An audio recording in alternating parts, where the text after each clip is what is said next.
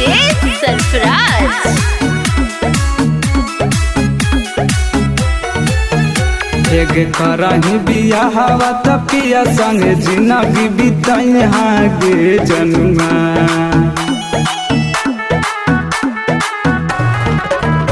एक करही बियाहवा त पिया संगे जिंदगी बिताई हागे जनुआ।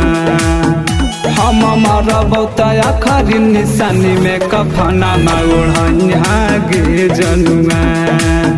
हम मरबौता खरी निशानी में कफना न ओढ़ी हागे जनुआ। हम मरबौता खरी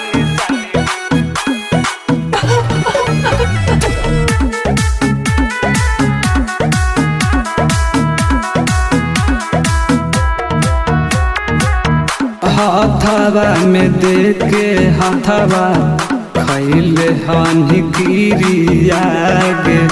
तब कैसे चल गे नहीं पियावा के भीरियागे।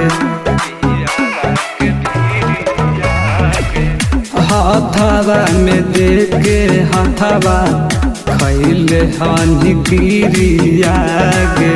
तब कैसे चल गे नी पियावा के भीरियागे। ये कहीं गो सरधा हमारो सरधा पुरान हागे जनुआ। हम मरबौता खरी निशानी में कफना न ओढ़ी हागे जनुआ। हम मरबौता खरी निशानी में कफना न ओढ़ी हागे जनुआ।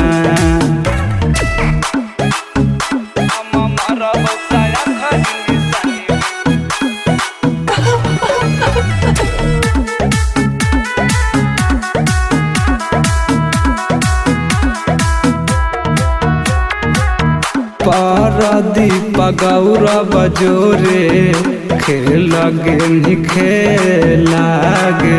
जिंदगी में दुखवा केला गाई देनी में लागे।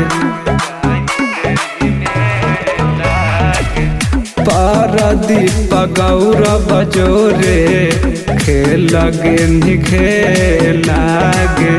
जिंदगी में दुखवा केला गाई देनी में लागे। लिखले हनी हाथवा में नामा माऊ हमारो ने टाइम हागे जनुआ।